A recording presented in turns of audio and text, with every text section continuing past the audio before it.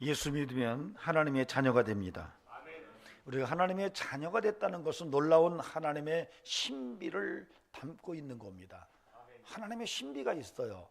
내가 예수 믿었다는 그 자체가 놀라운 신비가 있는 겁니다. 하나님이 내 아버지래요. 그 하나님이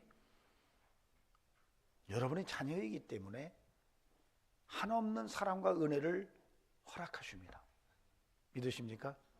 그래서 여러분, 하나님에 대한 기대감을 갖고 삽시다. 나의 아버지에 대한 기대감. 그분은 누구죠? 나의 아버지 하나님. 우주 만물을 창조하신 하나님이죠. 기대감을 좀 가집시다. 내가 현실을 보면은 야, 이건 뭐 되는 것도 아무것도 없고 뭐 희망도 안 보이는데 가만히 하나님을 봤더니 거기 희망이 있는 거예요. 내가 어떤 자격이 있는 게 아니에요. 예수 믿었기 때문에. 예수를 통해서 우리에게 희망이 있습니다. 그 은혜 속에서 승리하시기를 주의 이름으로 축원합니다. 자, 옆 사람 보세요. 예수님 때문에 희망이 있어 보이나? 오늘 이 예배 드릴 때만큼은 여러분들이 예수 안에서 희망 있는 마음과 심정으로 하나님 앞에 설 수 있기를 바랍니다. 마음은 얼굴로 드러납니다. 제가 여기서 항상 주일마다 이제 예배를 드릴 때 우리 성도님들 얼굴을 좀 봐요. 이렇게 장로님들도 이렇게 슬쩍 훔쳐 봅니다. 곁눈질 해가면서. 여러분 안 보는 것 같지만 기둥 뒤에 있는 분들은 못 보지만 그렇지 않은 분들은 다 봐요. 그런데 그럴 때마다 좀 때로는 어떤 분은 걱정이 돼요. 생기가 없어요. 생기가 없다는 것은 기대감도 없다는 거죠. 희망도 없고 만사가 귀찮은 거죠. 그러지 않기를 바랍니다. 밖에서는 막 그래도 여러분들이 하나님 앞에 나왔을 때는 이제 희망을 품고 사시기 바랍니다. 좀 얼굴에 생기 좀 담으세요.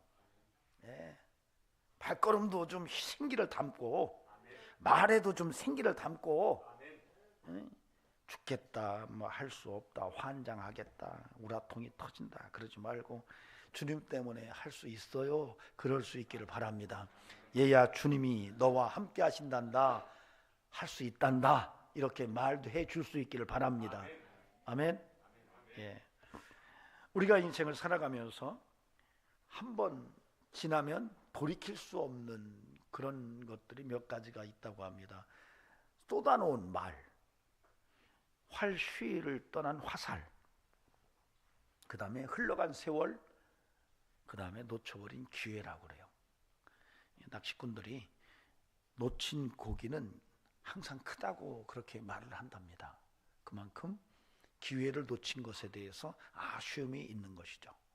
바울은 에베소서 5장 16절에서 이런 말씀을 우리에게 남겨줬습니다. 세월을 아끼라, 때가 악하니라. 세월을 아끼다. 직역을 하면 기회를 사라, 그런 말이에요. 이런 것을 보면은 세월을 아끼는 것이 기회를 잡는 것과 같은 거구나. 즉 기회를 놓치지 않는 것은 세월을 아끼는 거구나 라고 하는 것을 우리가 이해할 수가 있습니다. 저는 여러분의 삶 속에서 하나님을 향한 헌신의 기회가 있을 때 그 기회를 놓치지 않는 은혜가 있기를 바랍니다. 아멘.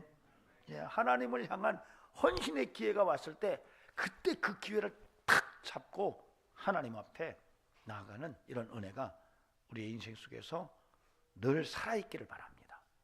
살아있기를 바라요. 헌신의 열정이 살아있기를 바랍니다. 아멘.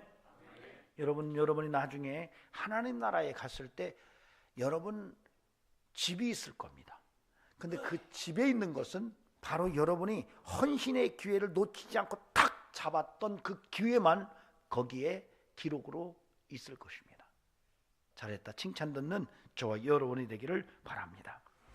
예수님께서 베다니에 가셔서 한 나병 환자 집에서 식사를 하실 때 한 여인이 들어와서 예수님에게 옥합을 깨서 부어드립니다. 굉장히 비싼 거예요. 300데나리온. 300데나리온이면은 300일의 노동자 임금에 해당하는 그런 비싼 향유예요.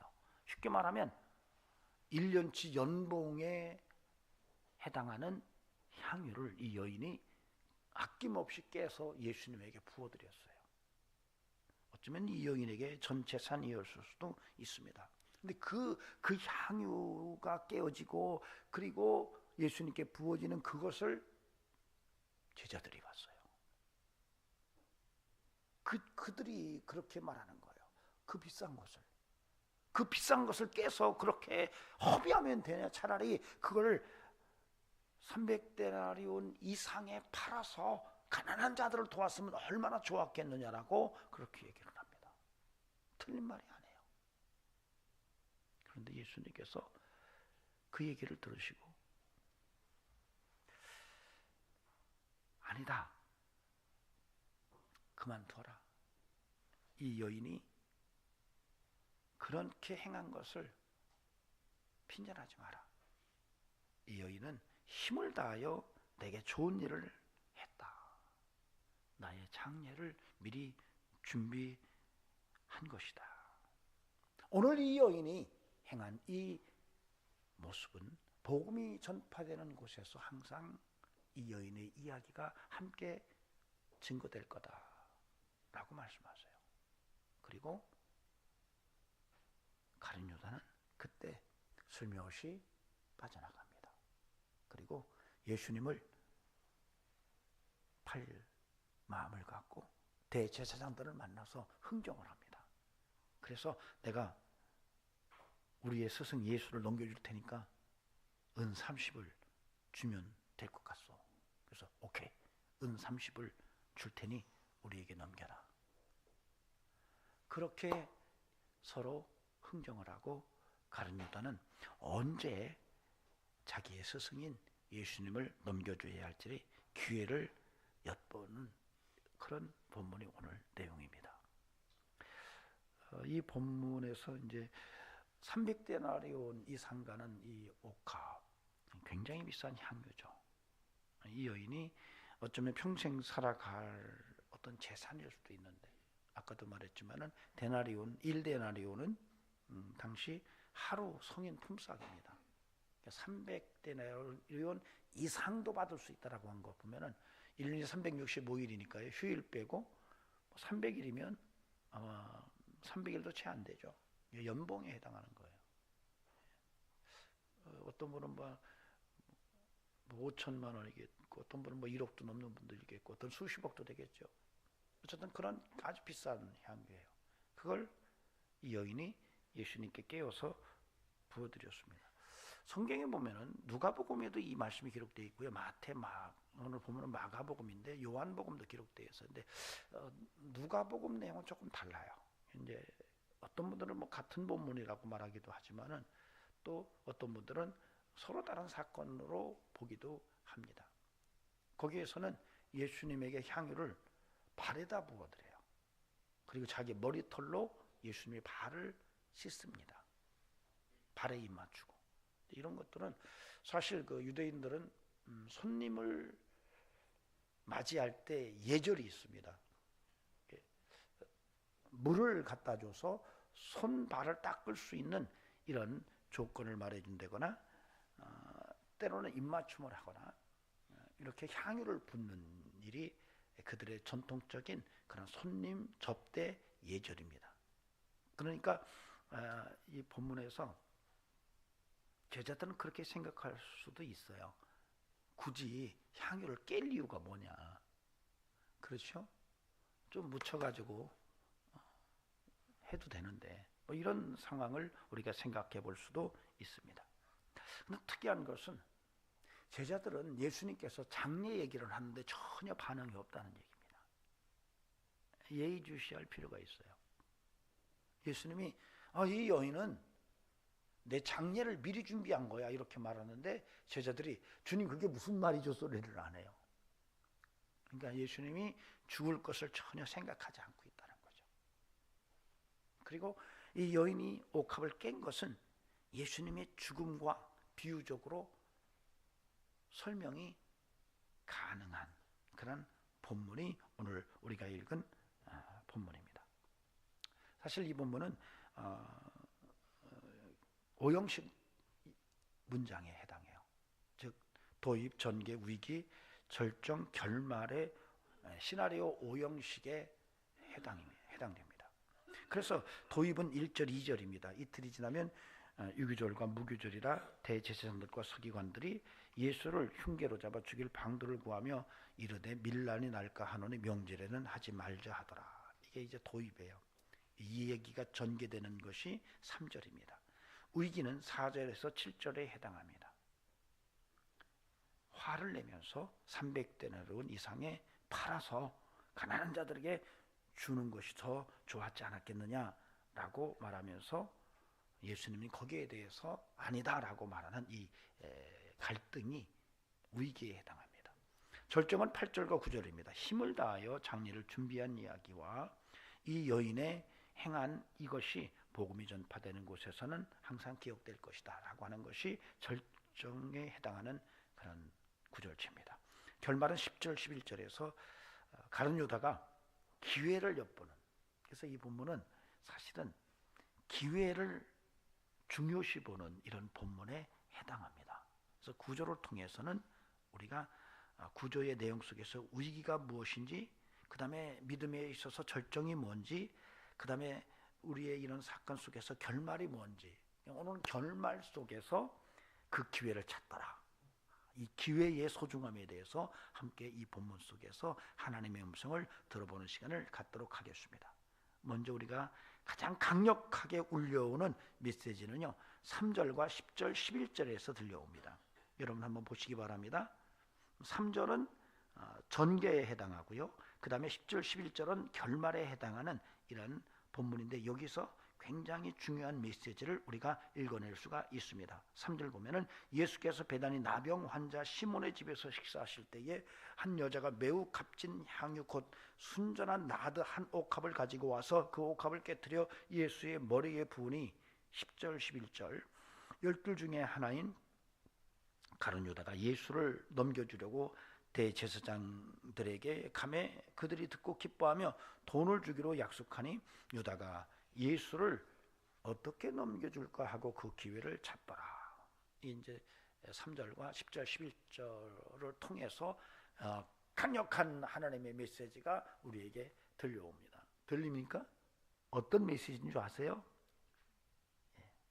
이 두 사람, 본문에 나오는 이 등장인물, 옥합을 깬 여인하고 가룟 유다가 보여주는 굉장히 중요한 메시지를 우리가 이걸 읽어낼 수가 있습니다. 그것은 이 옥합을 깬 여인은 계속 끊임없이 우리에게 보여주는 것이 자기가 주님에게 뭘 헌신해야 될지, 헌신에 대한 기회를 찾고 있음을 우리에게 보여줍니다. 이 여인은 타이밍을 맞춰서 내가 주님 앞에 헌신을 해야 되겠는데, 받은 은혜가 있어서 헌신을 해야 되겠는데 그게 타이밍이 언제인가에 대해서 본문은 계속적으로 암시해주고 있어요. 옥합을 깨서 예수님께 드렸지만은 그 타이밍을 잡아 들어가는 내용을 암시해요. 반면에 가룟 유다는 자신의 이익을 찾기 위해서 기회를 엿보는 모습을 이 본문이 묘사해주고 있어요. 그래서 오늘 이 본문 속에서 3절과 10절, 11절을 통해 이 서로 다른 기회를 우리가 어떻게 선택하고 살아야 하느냐라고 하는 문제예요. 여러분의 인생은 항상 기회가 옵니다. 그 기회가 왔을 때 그 기회를 내가 어떻게 선택할 것이냐라고 하는 거예요. 그런데 왜 이게 중요하냐면, 왜냐면 우리가 인생을 살면서 끊임없이 선택하는데, 기회가 왔을 때 선택을 하는데, 이 선택이 어쩌면 인생의 결말이거든요. 내가 기회가 와서 이것이 기회라고 생각하고 그것을 선택했을 때 이 선택이 계속 쌓인 것이 그 인생이라는 거죠. 그래서 내가 무엇을 선택하고 사느냐 하는 것은 굉장히 중요한데, 여기서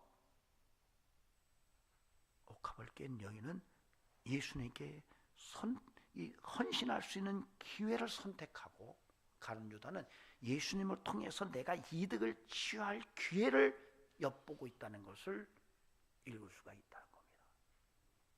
여러분은 어떤 인생을 살아가십니까?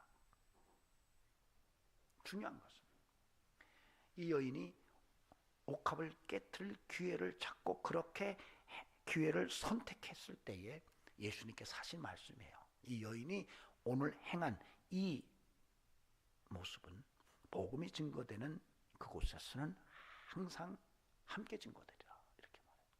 이게 굉장히 중요한 거죠. 즉 다시 말하면 우리가 인생을 살 때 긍정이든 부정이든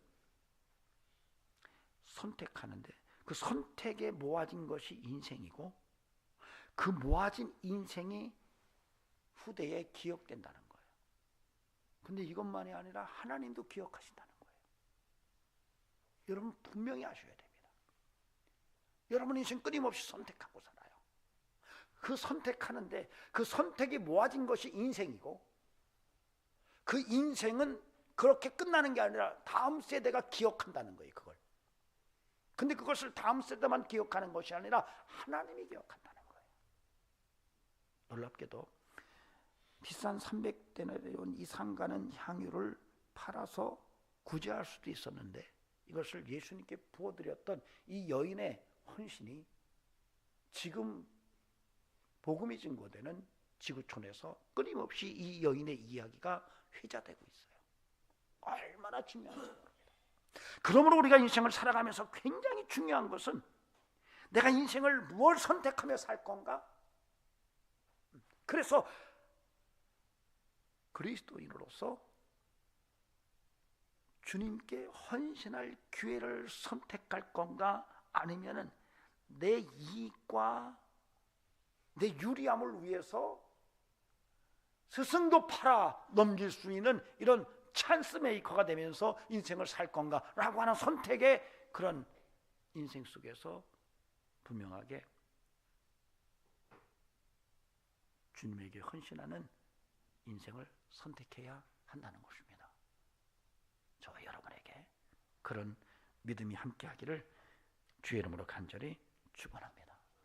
여러분, 우리는 끊임없이 선택합니다. 하루하루의 삶 속에서 계속 선택하고 살아요. 그런 선택이 오늘 이 본문 속에서 우리에게 조명될 때에 정말 주님에게 헌신하고자 하는 선택과 연결되어 있는가? 즉 믿음의 선택인가? 아니면은 나의 유익을 위해서 내 스승까지도 배반을 때릴 수 있을 만큼의 아주 비열한 선택을 하는 삶은 아닌가? 여러분, 가룟 유다를 향하여 예수님께서 치명적인 말씀을 하시죠. 그는 세상에 나지 아니했으면 더 좋을 뻔했다라고 말합니다. 근데 이런 사실들이 기억된다는 거예요. 여러분의 선택이 모아져서 여러분의 인생을 만들고 여러분의 그런 인생이 다음 세대에게 기억되고 주님 앞에서 기억된다라고 하는 것을 생각하면 우리의 인생을 무엇을 선택하고 살지를 신중히 해야 한다는 것입니다. 부탁드립니다. 옥합을 깬 여인처럼 주님께 헌신을 위해서 기회를 찾는 그런 눈이 안목이 열려지기를 주의 이름으로 축원합니다. 예, 굉장히 중요합니다. 추성훈 씨가 그런 얘기하더라고요. 이제 추성훈 씨가 원래는 우리나라 국적을 얻기 위해서 유도 대표로 들어왔다가 아주 시끄러운 문제가 있어서 결국은 일본으로 다시 들어갔고 거기서 이제 일본인하고 결혼을 했죠. 야노시오라고 하는 맞나요? 모델하고. 그런데 이제 추성훈 씨가 어떤 프로에 나와서 그러더라고요. 자기도 몰랐대요. 굉장히 부자더래요. 근데 부자여도 아내가 부자인 것과 자기가 부자가 아닌 것하고는 별 관계가 없다고 그러더라고요.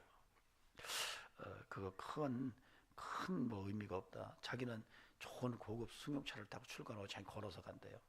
그러면서 재미난 얘기를 하나 하더라고요. 인생을 어떻게 사는가에 대해서 모르겠습니다. 그 사람 내면은 제가 몰라요. 같이 밥 먹은 적도 없고. 그 사람하고 대화를 한 적은 없어요. 그러나 본인이 하는 얘기 속에서만 제가 여러분에게 전하고 싶습니다. 그것은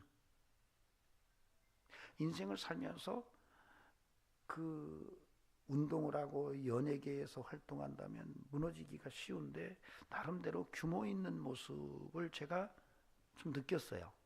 그런 냄새가 좀 나요. 근데 그게 왜 그랬어? 저 사람이 뭐지? 그랬는데 아버지 얘기를 하더라고요. 아버지가 항상 그러셨대요. 인생을 선택할 때는 힘들고 어려운 길을 택해라.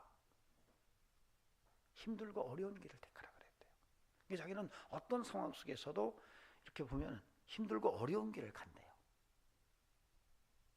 여러분, 이거 굉장히 중요한 겁니다. 쉽고 빠른 길을 가려다가 망쳐요. 여러분, 내 이익을 추구하고 그래서 쉽게 은 30을 흥정하고 자기가 따라다녔던 스승을 팔아넘길 정도의 그런 인생을 복 있는 삶이라고 말할 수가 없을 겁니다. 그러나 자기 삶의 가장 귀중한 값진 향유 300데나리온 이상 1년 연봉이 넘어가는 이것을 깨서 주님께 헌신한 굉장히 쉽지 않은 일인데 이 여인의 모습 속에서 우리는 그런 선택의 소중함을 깨닫고 우리의 삶을 좀 더 주님과의 관계 속에서 나의 헌신을 드러내는 선택으로 빚어내는 은총이 있기를 바랍니다. 여러분, 후대가 기억합니다. 여러분의 하루하루의 선택에 쌓여있는 그 자체가 인생이고 그런 삶이 후대가 기억하는 인생이라는 것을 알아야 되고 더 멀리는 하나님이 그걸 다 기억하신다는 거예요. 지금 우리 사회 속에서 이재명 그 당대표가 엄청나게 문제를 일으키고 있는데 그분은 끊임없이 그분이 나름대로 소신껏 선택하고 삽니다. 그게 그분의 인생이에요. 나중에는 사람들이 그렇게 기억할 거예요. 그 이름만 들으면 그가 누구인지를 그들이 기억할 거예요, 후대가. 근데 거기서 끝나면 다행인데 하나님이 기억하세요. 인생 바르게 살 수 있기를 주의 이름으로 부탁을 드립니다. 두 번째로는 3절에서 8절 말씀입니다. 예수께서 베다니 나병 환자 시몬의 집에서 식사하실 때 한 여자가 매우 값진 향유 곧 순전한 나드 한 옥합을 가지고 와서 그 옥합을 깨트려 예수의 머리에 부으니 어떤 사람들이 화를 내어 서로 말하되 어찌하여 이 향유를 허비하는가? 이 향유를 300데나리온 이상에 팔아 가난한 자들에게 줄 수 있었겠도다 하며 그 여자를 책망하는지라. 예수께서 이르시되 가만두라. 너희가 어찌하여 그를 괴롭게 하느냐? 그가 내게 좋은 일을 하였느니라. 가난한 자들은 항상 너희와 함께 있지 아니하리라. 항상 가난한 자들은 항상 너희와 함께 있으니 아무 때라도 원하는 대로 도울 수 있거니와 나는 너희와 항상 함께 있지 아니하리라. 그는 힘을 다하여 내 몸에 향유를 부어 내 장례를 미리 준비하였느니라 라고 하는 이 구절을 좀 우리가 면밀히 들여다봐야 돼요. 이게 왜 그러냐면 여기에서는 두 개의 중요한 그 생각들이 충돌을 합니다. 그 중에 하나는 바로 300데나리온 이상에 팔아 그 값진 향유를 가난한 자들을 위해서 썼더라면 얼마나 좋았겠느냐라고 하는 얘기와 또 하나는 아니다. 그 여인을 힘들게 하지 마. 그가 나의 장례를 미리 준비한 거야 라고 하는 가난한 자들은 항상 너희와 함께 있겠지만은 나는 그렇지 않아 라고 하는 이 두 개의 주제가 강하게 부딪히는 우리가 소위 구조적으로는 그 위기에 해당하는 부분이에요. 이것이 우리에게 굉장히 중요한 교회적인 메시지를 드러냅니다. 대주적인 이 본문이 우리에게 굉장히 중요한 것을 드러내주고 있는데 그 중에 중요한 메시지가 복음이냐 구제냐라고 하는 얘기예요.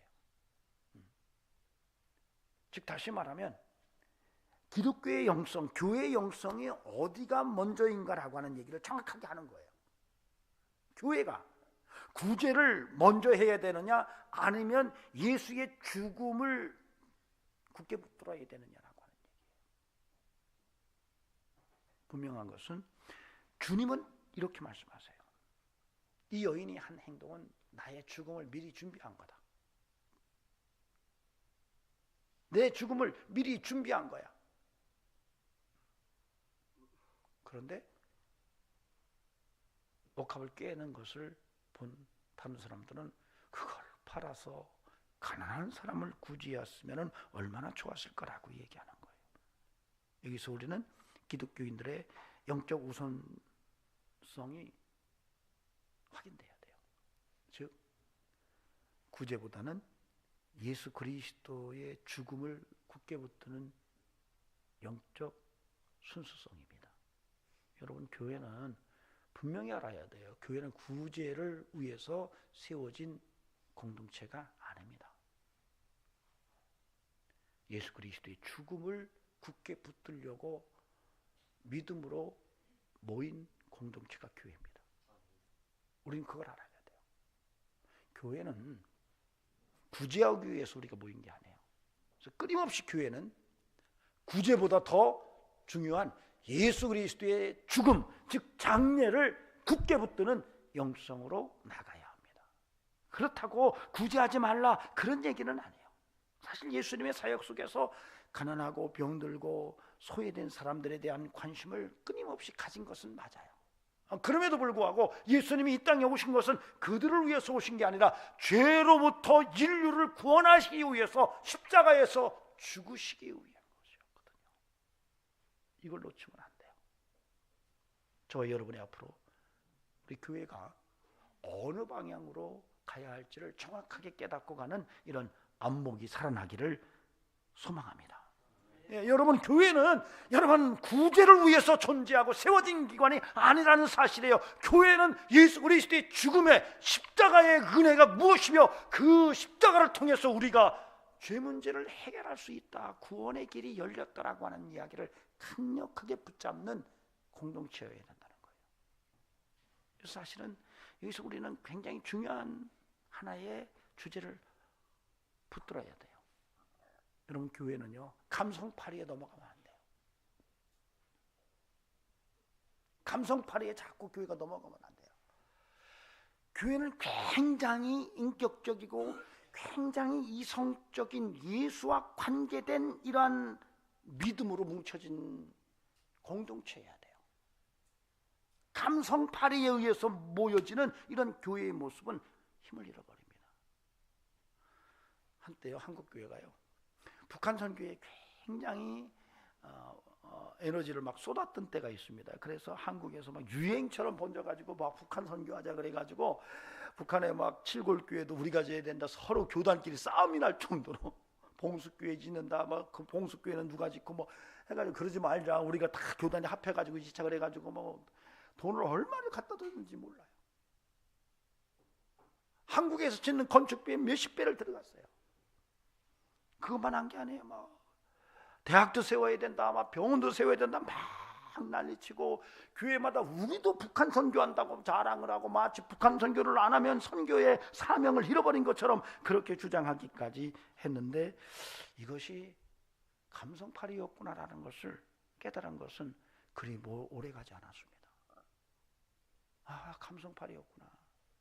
알고 보니까 가난하고 굶주리고 병든 북한의 그 주민들을 위해서 한 것이 아니라 오히려 김일성, 김정일, 김정은의 권력을 더 공고히 하는데 그 물질과 헌금이 쓰였다는 것을 깨닫는데 한국교회가 그렇게 오래 걸리지 않았어요. 감성팔이였던 거죠. 아니 그 돈을 주면서 복음을 받아들이라고 이렇게 얘기했어야 되는데 그러질 못했어요. 짓는데 돕는 데만 정신이 팔렸던 거죠. 한 탈북 여성이 4살 난 딸을 데리고 탈북을 했다고 그렇게 이야기를 하면서 본인은 문재인 정권 때 북한의 특별 명령을 받고 남측에서 올라온 50대 총각 성직자와 이틀 동안 잠을 자고 아이를 낳았다고.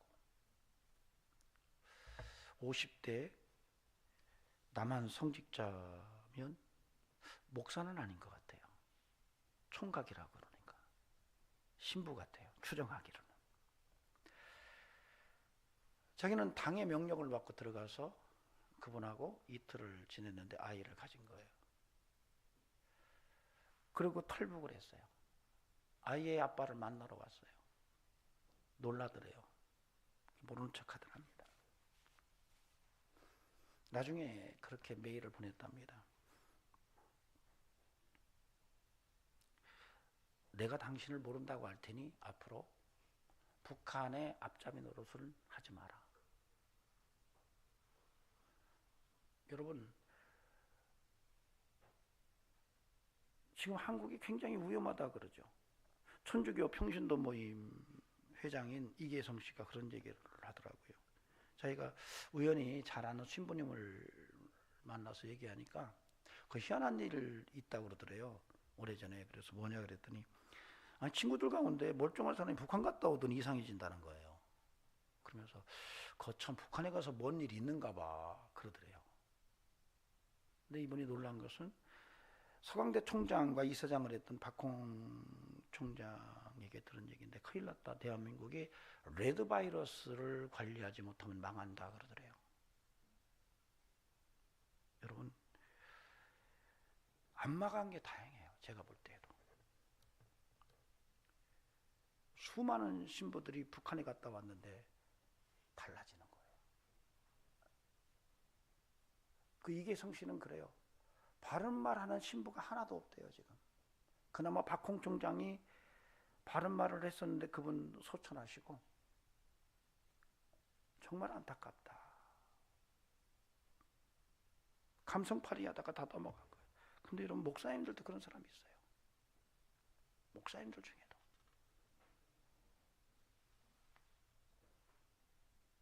여러분, 교회는 감성팔이하는 구제를 복음보다 앞세우는 이런 공동체가 아니라는 것을 오늘 다시 한번 마음속에 굳게 붙들 수 있기를 바랍니다. 아멘. 여러분, 우리는 예수 십자가 붙들고 구제를 한다면 예수 십자가를 전하기 위해서 하는 거예요.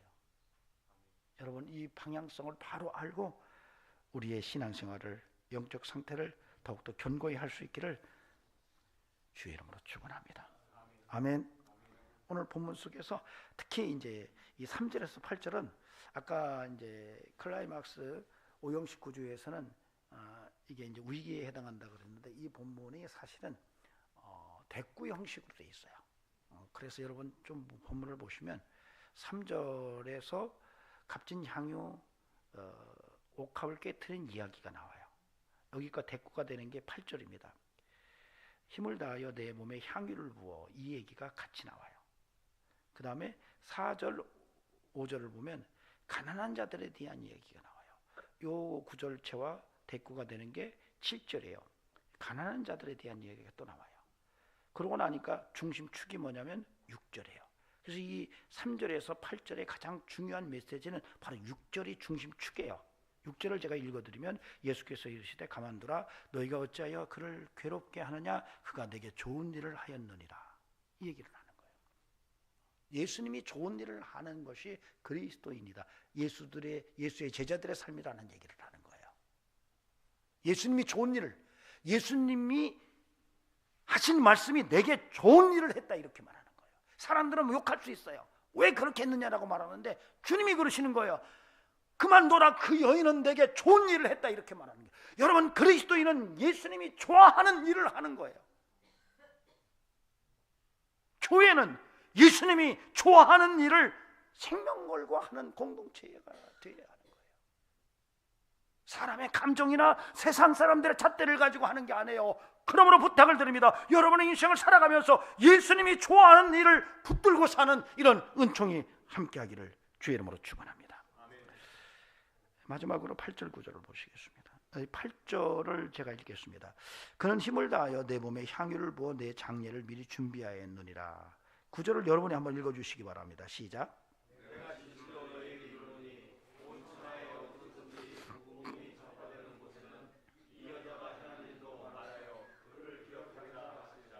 아멘.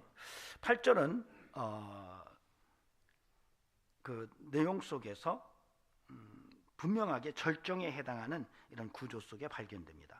9절은 결말의 한 부분에 해당해요. 그래서 사실은 이 8절과 9절은 그 믿음의 절정이 뭐냐라고 하는 것과 연계되어져서 그 결말 쪽으로 가는 과정을 설명하는 구절체에 해당합니다. 그리고 9절에서는 기회를 집중적으로 결론적으로 말하는 이런 본문에 해당합니다.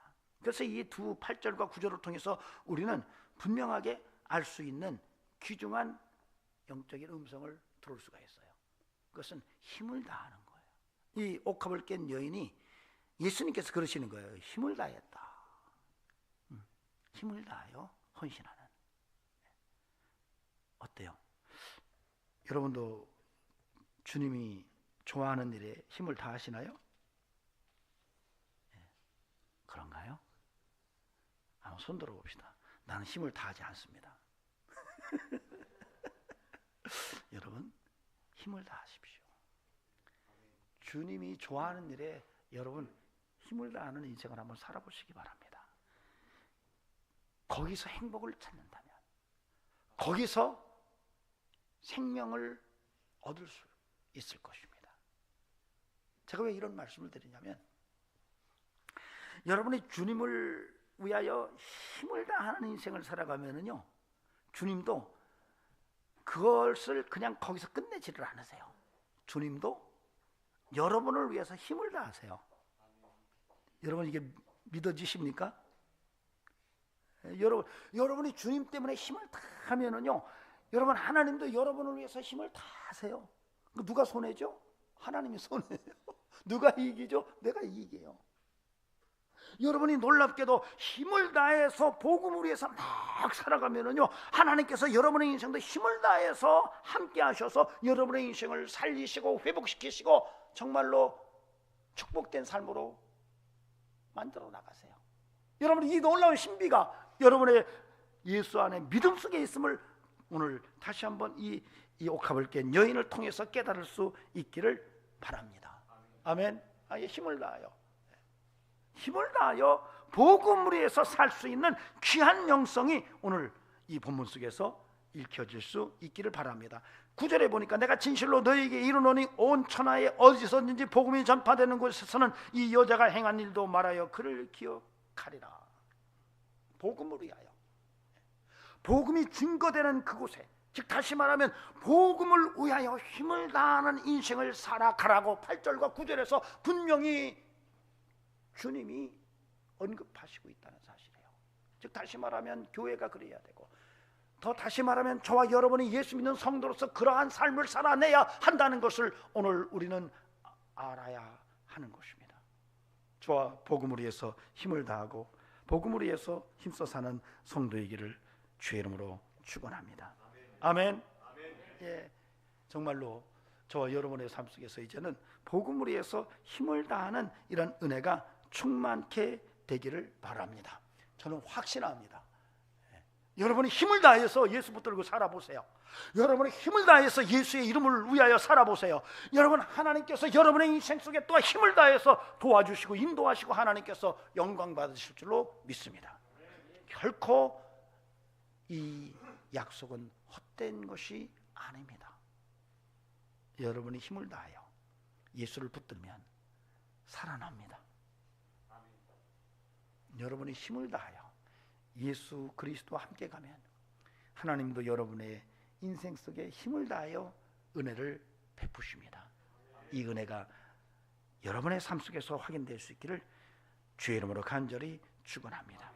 언젠가 해야 되고 누군가가 해야 된다면 지금 내가 해야 되겠다라고 생각하는 그런 고백이 있기를 바라고요. 놀라운 것은 요한복음 7장 6절에서 예수님께서 이런 중요한 말씀을 하세요. 예수께서 이르시되 내 때는 아직 이르지 아니하였거니와 너희 때는 늘 준비되어 있느니라. 이것은 내 때, 너희 때, 이 때라는 말을 이 구절체에서 카이로스라는 말을 씁니다. 카이로스, 우리가 이제 시간을 얘기할 때 크로노스와 카이로스를 얘기하는데, 카이로스는 하나님의 때를 말하기도 하고 타이밍을 말하기도 해요. 그런데 이것이 헬라의 번역에서 기회로 번역되기도 합니다. 때. 그래서 이 카이로스가 기회예요. 그러니까 기회를 잃지 말라는 거예요. 너희의 기회를 놓치지 말아라 라고 하는 중요성을 우리가 깨달아야 되는데, 여러분 이태리에 우리 고문정 목사님 이태리에 가보셨죠? 저희 바울은 로마도 가봐야 되겠다 그랬는데 아직 목사는 못 가봤습니다. 로마 우리 고문정 목사님 로마 가니까 좋으시. 이태리 제 아내도 이제 코를 벌렁벌렁 거리고 있는데, 토리노 박물관에 가면은 그 기회를 상징하는 한 상이 있답니다. 제가 먼저 가보고 사진 찍어서 여러분에게 올려드리도록 하겠습니다. 고대 그리스 조각가인 리시포스의 작품인데요. 제가 사진으로만 봤어요. 기회를 상징화해 놓은 한 상이에요. 근데 옷을 아무것도 안 입었어요. 근데 앞에는 머리가 수북해요. 뒤에는 머리가 없어요. 그런데 굉장히 역동적인 그런 모습으로 발꿈치를 들고 있어요. 어깨와 발꿈치에는 날개가 달렸어요. 그리고 손에는 저울과 칼을 들고 있어요. 이게 기회라고 하는 그런 조각상이에요. 이걸 설명했어요. 아무것도 있지 않은 것은 누구든지 나를 쉽게 보도록 하기 위해서. 그렇잖아요. 누가 지나가면 옷을 다 벗고 있어요. 시로라기 하나 안 걸쳤어요. 모두가 막 저 인간이 뭐야? 그렇다는 거예요. 기회는 모든 이들이 보는 즉시 저거야 라고 말하기 위해서 그렇게 벗은 상태라는 거예요. 앞머리는, 저는 앞머리가 없는데 그 앞머리가 많대. 참 부러워요. 앞머리는 기회가 왔을 때 앞에서 잡으라고. 근데 뒷머리는 없는 것은 놓치면 잡지 못하도록. 발꿈치가 항상 들려있고 날개가 달린 것은, 어깨에도 발꿈치에도 날개가 달린 것은 빠르다는 거예요. 굉장히 빠르다는 거예요. 그 다음에 손에는 저울과 칼을 들고 있는 것은, 저울은 정확하게 판단하는 거예요. 칼은 칼같이 결단하는 거예요. 기회는 그런 거라는 거예요. 어떤 기회가 왔을 때 놓치면 뒤에서 잡으려면 잡을 수가 없다는 거예요. 근데 그 기회는 은밀히 오는 게 아니라 모든 이들이 다 할 수 있도록 온다는 거예요. 근데 어떤 이는 앞에서 오자마자 확 잡는 이가 있고, 어떤 이들은 지나간 다음에 잡으려고 하는데 지나간 다음에는 못 잡는다는 거예요. 왜? 굉장히 빠르기 때문에. 근데 그런 기회를 포착하려고 할 때는 정확한 판단을 해야 되고 정말로 칼같은 결단을 하지 않으면 안 된다라고 하는 이런 의미를 담고 있다는 거예요. 이게 카이로스라고 하는 기회의 동상의 의미예요. 여러분, 기회는 항상 옵니다. 그런데 세상의 기회도 있지만 주님께 헌신할 기회가 왔을 때 칼같이 결단하시고 정확히 판단하시고 최대한 빨리 기회가 왔을 때 놓치지 말고, 지나간 다음에 왜 그랬을까 하지 않고 주님께 헌신하는 영성이 살아있기를 주의 이름으로 축원합니다. 기도하시겠습니다. 하나님,